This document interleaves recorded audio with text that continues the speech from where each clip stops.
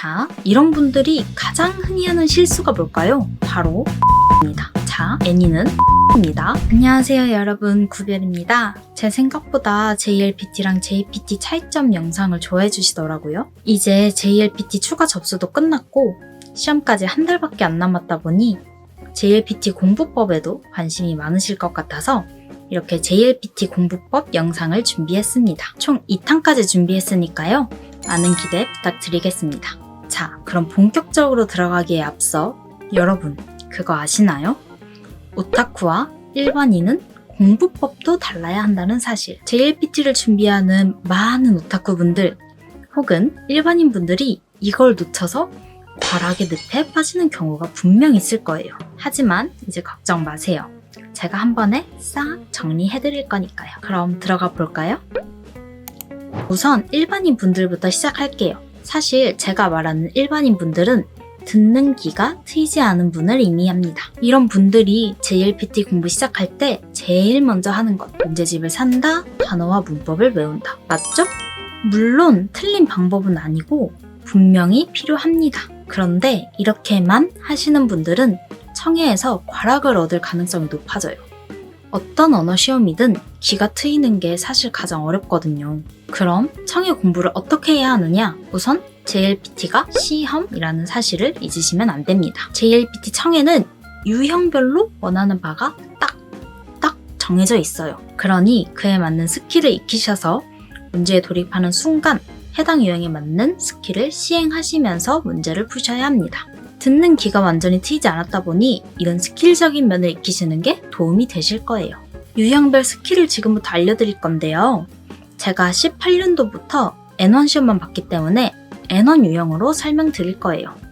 각 등급에 따라서 시험 유형이 조금 다르긴 한데 한두 유형 정도만 차이가 있으니까 이번 영상 잘 들으신 뒤에 본인 등급에 맞게 적용하시면 되겠습니다.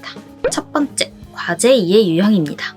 이 유형은 시험지에는 오로지 보기 4개만 제시되고 누가, 어떤 보기를 해야 하는지를 묻는 질문은 오디오로 나옵니다. 그렇기 때문에 문제를 정확하게 듣고 보기를 빠르게 훑어보시는 게 제일 중요합니다. 그래야 대화문을 들으면서 바로바로 문제를 풀 수 있기 때문이에요. 꼭 보기를 먼저 훑으시고 대화문을 들으시면서 보기에 맞는 걸 체크해 주셔야 합니다. 1번 문제는 문제 유형에 대해 설명해 줄 때 읽으시면 되고 2번부터는 앞 문제 대화문 끝나고 질문을 다시 한번 말해주면서 잠깐 쉬는 타임이 있는데 그때 읽어주시면 돼요. 해당 유형에서 포인트는 대화문을 맨 마지막만 들으시면 안 된다는 거예요. 보통 이런 건 맨 마지막이 답이야 하실 수 있는데 해당 유형에서는 중간에 답이 나오고 마지막에 너 근데 이것도 해야 하지 않아? 아, 저 그건 이미 했어요. 이런 느낌으로 미끼를 놓는 경우가 좀 있거든요. 그러니 중간 대화 놓치지 말고 집중해서 들어주셔야 합니다. 두 번째, 포인트 이해 유형입니다. 이 유형은 1번과 굉장히 유사하지만 1번이 앞으로 뭘 해야 하는지를 추론하는 거라면 2번은 대화문 속에서 현 상황을 파악하는 게 포인트입니다. 하지만 스킬은 1번 스킬을 동일하게 적용해 주시면 됩니다. 근데 사실 여기까지는 맛보기거든요. 진짜는 세 번째 유형부터 시작이니까요. 너무 짐 빼지 마시고 차분히 문제 풀면서 넘어가 주세요. 세 번째, 개요 이해입니다. 이때부터 본격적으로 시작이라는 이유가 문제집 보시잖아요. 깨끗합니다. 문제도 보기도 아무것도 제시되지 않아요. 오로지 소리로만 판단한다가 되어버립니다. 해당 유형에서는 총 6문제에 보기는 4개씩 나오거든요. 그래서 저는 처음에 문제 유형을 설명해 줄 때 문제 번호 쓰고 옆에 보기 번호도 4개 써서 보기가 나올 때 이거 맞다, 아니다 바로바로 체크하면서 문제를 풀고 있습니다. 이 문제가 어려운 게 연설문 같은 지문을 먼저 들려준 뒤에 질문이 나오기 때문이에요. 그래서 이 사람의 모든 주장을 다 기억하겠다? 이렇게 가시면 힘들어요. 초반에는 이 사람이 어떤 주제에 대해 말을 하는구나 정도만 캐치하시고 뒷부분에서는 아, 이 사람의 주된 주장이 이거구나 라는 것만 파악하시면 됩니다. 이 문제야말로 마지막 부분이 정말 중요한 문제니까요. 앞부분 못 알아들었다고 정신 놓지 마시고 뒷부분 확실하게 들어주셔야 합니다. 네 번째, 즉시 응답입니다. 해당 유형도 시험지가 깨끗합니다. 3번 유형과 똑같이 문제 번호랑 보기 번호 미리 써놓으시는 게 좋습니다. 단 해당 유형은 총 14문제가 나오니까요. 지치시면 안 돼요. 대신 보기는 3개로 줄어듭니다. 그리고 각 문제의 호흡이 짧아요. 지문이 단 한 문장이고 해당 지문에 대한 알맞은 대답을 골라주시면 되는데 대답에 해당하는 내용도 짧기 때문에 잠시라도 정신 놓으시면 한두 문제는 쉽게 날아가 버리는 거예요.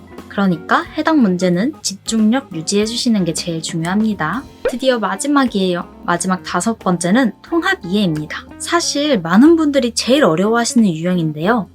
우선 이 유형은 1번과 2번 그리고 3번 이렇게 2가지로 구분을 해주셔야 합니다. 1번과 2번은 세 번째 유형처럼 지문이 나온 후에 문제를 들려줍니다. 그런데 세 번째 유형과 달리 연설문이 아닌 대화문이 나오기 때문에 각자 어떤 의견을 갖고 있는지, 무슨 주제로 대화를 나누고 있는지를 파악해 주셔야 합니다. 지문도 짧지 않기 때문에 이때는 꼭 각자가 어떤 내용에 대해서 말을 하고 있는지 메모를 해주시는 게 좋습니다. 그리고 대망의 마지막 문제, 3번 문제에서는요. 하나의 지문을 듣고 2개의 문제를 풀어야 합니다. 지문이 제일 길어요.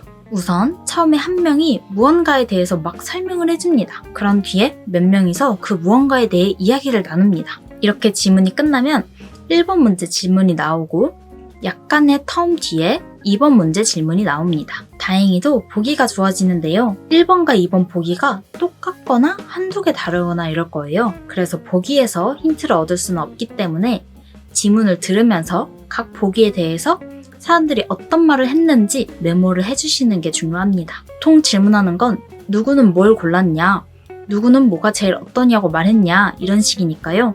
각 화자가 보기에 대해서 뭐라고 말을 하는지 잘 캐치해 주셔야 합니다. 자세히 설명드리려고 하다 보니 내용이 조금 길어졌는데요. 결국 JLPT도 하나의 언어 시험이기 때문에 토익 준비하듯이 스킬을 익히시는 게 초반에는 굉장히 도움이 될 거예요. 그러니까 제가 말씀드린 포인트들 위주로 창의 연습하시면 꽈락은 넘기실 수 있을 겁니다. 오래 기다리셨습니다. 오타쿠 공부법도 시작해 볼게요. 오타쿠라고 표현했지만 사실 듣는 귀가 트인 분들을 의미합니다. 그러니 오타쿠 분들 외에도 일본인 애인이 있어서 듣는 귀가 좀 트였다든지 일본어를 말하지는 못해도 듣기는 어느 정도 가능하다 하시는 분들에게 해당됩니다. 자, 이런 분들이 가장 흔히 하는 실수가 뭘까요? 바로 자만입니다. 나는 들리니까 청이가 하드캐리 해줄 거니까 별로 공부할 필요 없어. 이렇게 생각하시는 분들 분명 계실 거거든요. 이렇게 청해만 믿고 갔다가는 언어 지식에서 꽈락맞기 십상입니다. 여러분들도 제가 일반인분들 파트에서 설명드린 청해 스킬은 같이 익혀주시되 일반인분들이 청해에 쏟는 노력을 단어와 문법에 쏟으셔야 합니다. 왜 제가 단어와 문법에 이렇게 강조를 하느냐? 오타쿠 분들은 사실 너무 회화체에 익숙해져 있어요. 이게 왜 문제가 되냐면요. 오타쿠 분들은 주로 애니로 일본어를 익히시잖아요. 자, 애니는 회화입니다. 우리나라도 말할 때 틀린 문법을 써도 회화니까 아무런 문제가 되지 않는 경우가 많아요. 자, 예를 들어볼게요. 우리 가능형 생각해볼까요? 먹을 수 있다. 일본어로 뭐죠? 타베레르, 타베라레르. 자, 타베레르 생각하신 분들 맞습니다.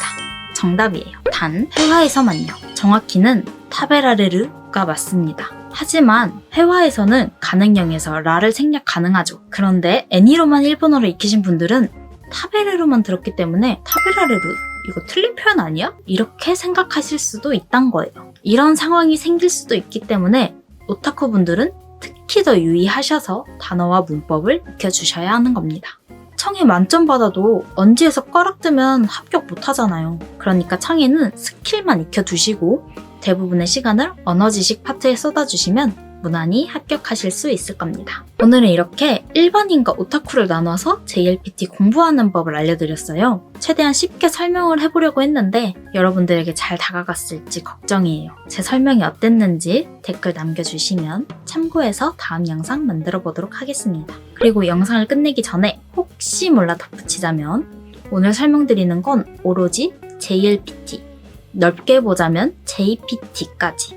그러니까 시험에 적용되는 거고 회화 익히는 방법은 전혀 다릅니다. 어떤 언어를 회화적으로 잘하는 것과 학업적으로 잘하는 건 정말 큰 차이가 있다고 생각해요. 우리가 보통 어떤 언어를 배울 때 학업적으로만 잘하려고 배우는 거 아니잖아요? 그러니까 JLPT 대비용이 아니라 일반적으로 일본어를 익히려고 하시는 분들은 이렇게 공부하시면 안 됩니다. 회화에 대해서도 나중에 다뤄보도록 할게요. 그럼 오늘 영상은 여기서 마치겠습니다.